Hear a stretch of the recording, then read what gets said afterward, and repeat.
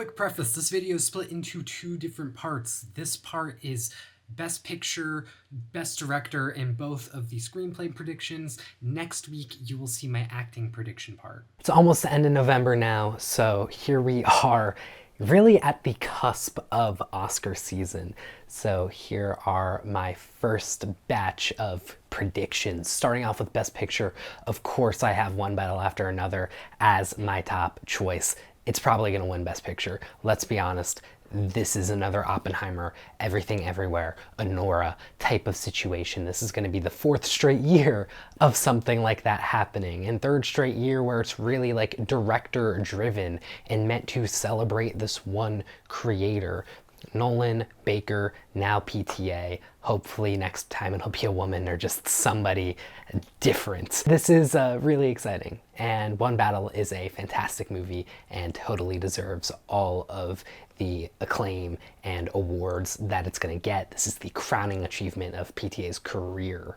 Even though it might not be his best film, it is his highest grossing film, his like most recognizable film, or will be his most recognizable film. Like it's fantastic. And he finally got to work with Leo, and the two of them together have really made something like truly special. But after that is Hamnet.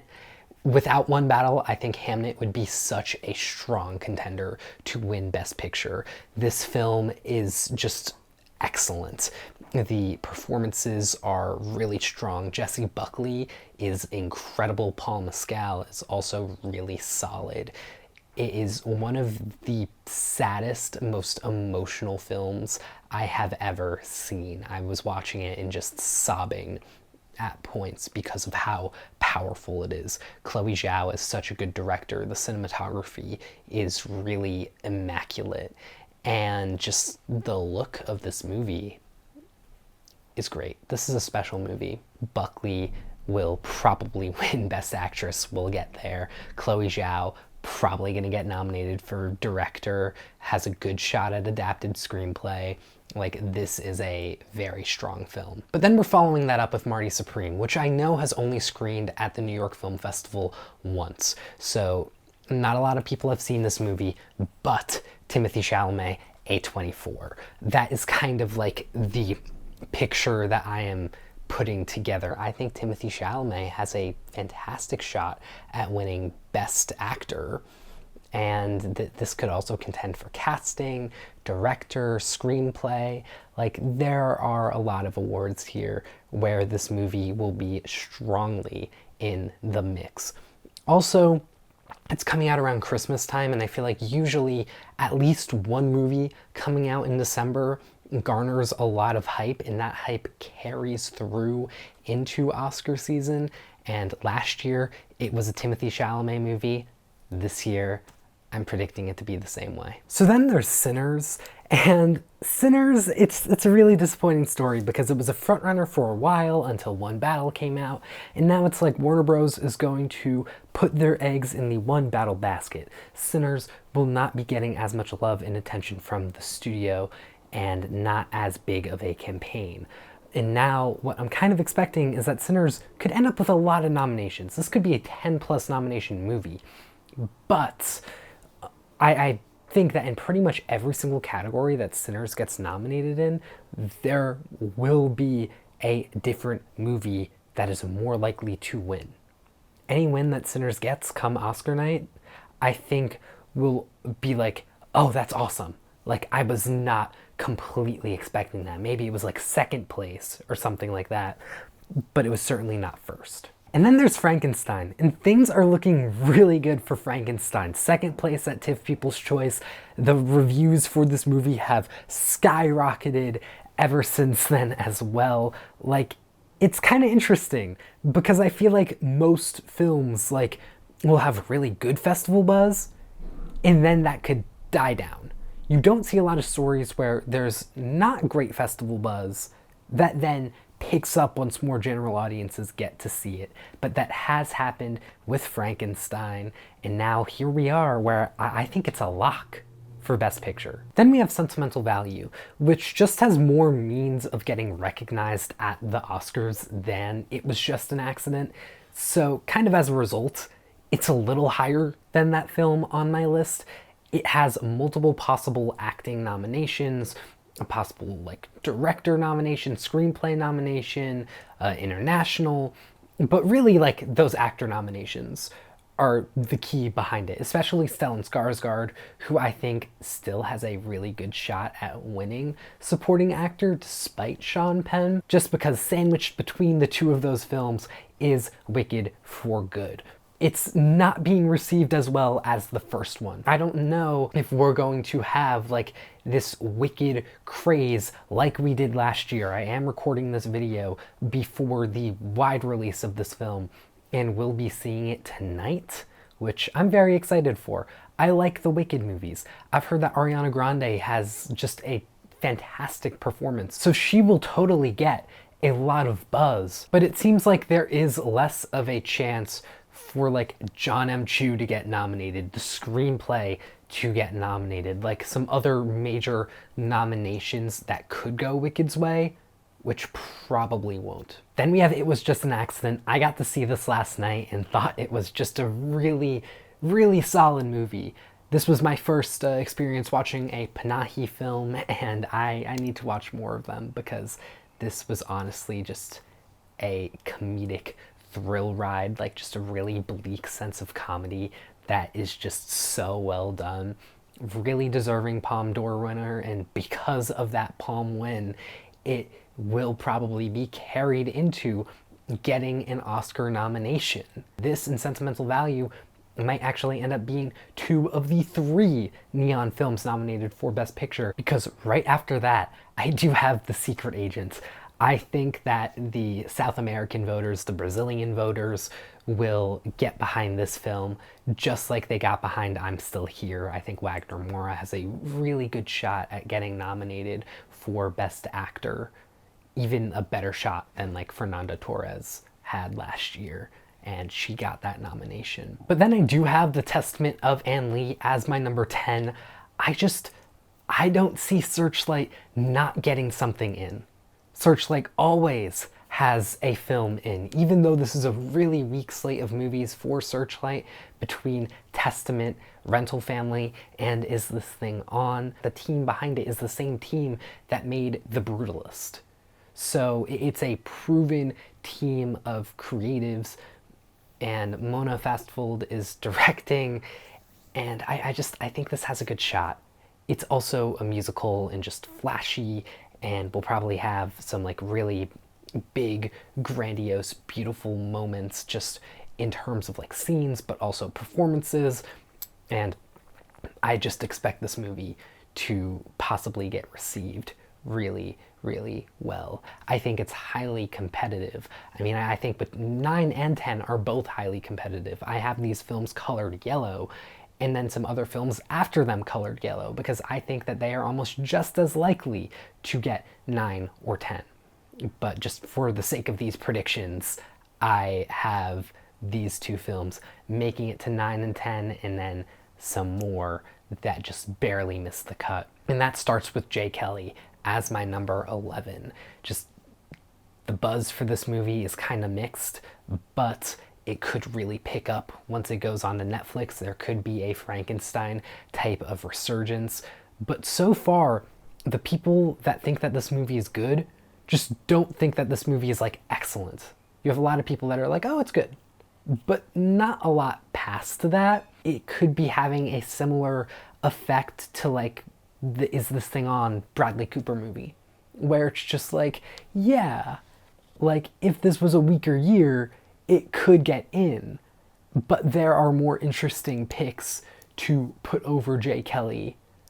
And I'm expecting that with the Oscars like ever evolving international body of voters, that a movie like Jay Kelly could miss the mark, and instead something like The Secret Agent, Testament of Anne Lee could be getting in. Just movies that are more interesting and cater more towards like international filmmakers and not just Hollywood. Then I have Avatar Fire and Ash, which I know is colored yellow, but I really only see this movie working if it replaces Wicked for Good as a Best Picture nominee and contender. And that would mean that audiences like are not going crazy for Wicked for Good like they did for the first one. And then that the reception of Avatar is that this is like the best movie in the Avatar franchise. And it's totally worth seeing, and it stands out on its own and does a good job like concluding this first trilogy of Avatar movies, because it is very uncertain as to whether we will be getting more Avatar movies after this one. Personally though, my thoughts are just that this movie will get a lot of technical nominations, and that's kind of it. I don't see James Cameron getting a director nomination. I don't see the screenplay getting nominated. And just as a result, I don't see this movie having enough going for it to get that Best Picture nomination. But again, if it comes out and people are like, oh wow, like this movie is incredible, like this is one of James Cameron's best movies, okay, then the Oscar race is suddenly going to be getting a lot more interesting. Then we got Bugonia. I just think that this is one of the more weirder, bleaker Yorgos movies, and those are yet to really play well with the Academy. Granted, there are some moments here that stylistically reminded me a lot of Poor Things, so that could come to help this film. I think it has two like really strong performances in Plemons and Emma Stone, but I don't even know if those performances are going to get nominations. So I do have this movie on the outside looking in, but if there starts to be more buzz building for Stone and Plemons, then as a result, I think more buzz will build for this movie, and it could be like escalated to like the bottom of the top 10, but for now it is still on the outside looking in. Then we got Train Dreams, which I kind of think is a similar deal to Bugonia. If nominations start to pick up for this movie within critic circles and it starts to get more recognition and love, then yeah, I could totally see it being escalated. I think that there's a decent chance that if Jay Kelly just does not work well for audiences and loses popularity even more, like how from the festivals the reception wasn't warm, if audiences don't have warm reception either, I could totally see Train Dreams becoming the like second horse in Netflix's race. This is probably the most likely Sundance movie to get a Best Picture nomination. And that's the other thing. We don't have any other Sundance movies like on this list at all. Train Dreams is the only one. So that could also be a factor, because usually there is one Sundance movie that manages to sneak in, and this year we are just not seeing that. Some of the stronger like possible Best Picture contenders ended up going to Lionsgate, those being Twinless and Kiss of the Spider-Woman, and I just don't see Lionsgate being able to build up a campaign for either of those films. I think after the lack of Oscar buzz for Decision to Leave, I am just not super like faithful in the idea that No Other Choice could pick up from that and do better. Not to mention that I do see this film for now as Neon's number 4. So I just don't think it's going to be getting as much like love and build up and attention as the other films that Neon is pushing. But if critic circles start to like award this film, if it does really well with Critics' Choice, Golden Globes, then I will definitely be picking this movie up. But for now, I do actually have it a tier below the last few movies that I've been talking about. I just don't think it's as likely because of how many other movies Neon is trying to like get nominated for Best Picture, and just that No Other Choice will probably end up being the odd man out. Then after that, I don't really see any other super strong Best Picture like candidates. Everything else I have like in red because I just think it's very unlikely, but I might as well just name them. You got Weapons, Nuremberg, If I Had Legs I'd Kick You, Is This Thing On, and Die My Love. Best Director, Paul Thomas Anderson will most likely win this award. Again, just one battle after another. It is probably sweeping the Oscars. Let's be real here. But then right after that, I do have Chloé Zhao coming in as a second place contestant. I think her directing in Hamnet was phenomenal. I would be shocked if she did not get nominated for it. And then lastly, someone who I think is very likely to get nominated is Ryan Coogler for Sinners. His directing in that film is phenomenal, and I think it will get a lot of awards recognition. But then I think we have a really interesting competition for these final two directing slots, where I think there are four very likely directors who could land those nominations. Currently in fourth, I have Jafar Panahi for It Was Just an Accident. I think that between his story, like as a filmmaker and a human being, and just what this film is about and how it relates to his story is really powerful. And his directing in this film is great. You know, it's a really well-made film. Palme d'Or, a lot of love for him as a filmmaker. So I think it's very likely that he could get a nomination here. Then I have Josh Safdie coming in currently as 5. Just Marty Supreme seems to be a phenomenally directed movie, and just like a really grandiose like spectacle film. And I think spectacles like that tend to get like director nominations, and Josh Safdie getting that would be no different. But then with 6 is Joaquin Trier. I think Sentimental Value is a really interesting case because the directing in this film is quieter. This is a quieter film, but it is still excellent. But just because of the competition he has, I see him on the outside currently, and I think Sentimental Value has a better shot at screenplay. And then rounding out the 4 is Guillermo for Frankenstein. Just massive film, definitely a shot for him, but there's so many other worthy directors for Best Director where I don't necessarily see that like he will 100% be like forced into one of the only 5 slots for the award. I could totally see him getting in, but I just think that there are more worthy candidates. After that, I just have 3 more who are orange. I think that they are a lot less likely to get nominated, but just people to look out for.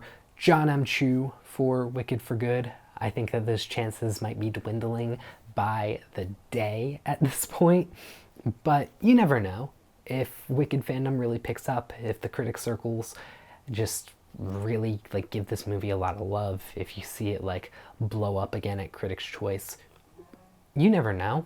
You also got Mona Fastvold, which just kind of same type of situation as Brady Corbet in terms of the directing there, like all shot on film, like VistaVision, really impressive seeming directing, big musical sequences. Like she could totally get a nomination. I just don't think it's as likely as the people I have above her.